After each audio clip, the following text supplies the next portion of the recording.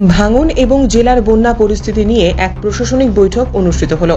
শুক্রবার দুপুরে মালদা জেলা প্রশাসনিক ভবনের সভাকক্ষে অনুষ্ঠিত হয় বৈঠক। উল্লেখ্য, গঙ্গা, ফুলহর এবং মহানন্দা নদীর জলস্তর বাড়তেই জেলার মানিকচক, রতুয়া এবং কালিয়াচক ৩ নম্বর ব্লকের বেশ কিছু এলাকায় ভাঙন শুরু হয়েছে। মূলত সেই সমস্ত বিষয় নিয়ে এদিনের এই বৈঠকে আলোচনা করা হয়। সমস্ত দপ্তরকে সতর্ক থাকতে বলা হয়েছে।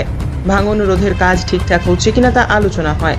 সেই সঙ্গে ভাঙন কবলিত এলাকার মানুষেরা যাতে ঠিকঠাক পরিষেবা পান সেদিকে লক্ষ্য রাখার কথাও বলা হয়েছে।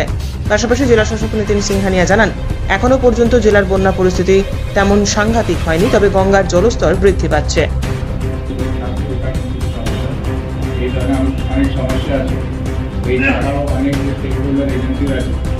বন্যা ভাঙন নিয়ে আজ মূলত কি আলোচনা করবেন? আমাদের ব্যাংক ইরোশন এবং ফ্লাড প্রিপেয়ারনেস মিটিং ছিল এবং যেখানে বিভিন্ন লাইন ডিপার্টমেন্টস, আমাদের কনসার্ন বিডিওস, জনপ্রতিনিধি, তার সাথে সাথে বিভিন্ন ফেরিঘাটের যারা লেসি আছে তাদেরকেও ডাকা হয়েছিল।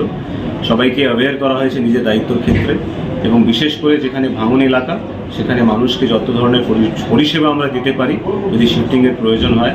প্লাস ইরিগেশন দপ্তর থেকে অনেকগুলো মেজার্স নেওয়া হয়েছে, অনেকগুলো মেজার্স অনগোয়িংও আছে। যেখানে ভাঙন হচ্ছে আমরা চেষ্টা করব যাতে বন্যা পরিস্থিতি না হয়। এখন অবধি কোনো এলাকায় সেভাবে হয়নি, কিন্তু আমরা নজর রাখছি আর সব লাইন ডিপার্টমেন্টসকে ইনভলভ করছি, এখানে সব জনপ্রতিনিধিদের ইনভলভ করছি যাতে মানুষের কোনো অসুবিধা না হয়। স্যার, গঙ্গা নদীর তো জলস্ফীতি বেড়েছে স্যার। ইয়েস, গঙ্গা অলরেডি যে আছে ডেঞ্জার লেভেল থেকে উপরে আছে, আমরা নজর রেখেছি এবং যা যা অ্যাপ্রোপ্রিয়েট মেজার্স নেওয়া দরকার গঙ্গা পার্শ্ববর্তী যেগুলো এলাকাগুলো আছে সেখানে নেওয়া হচ্ছে। স্যার, আরেকটা বিষয়, ইংরেজবাজার পৌরসভার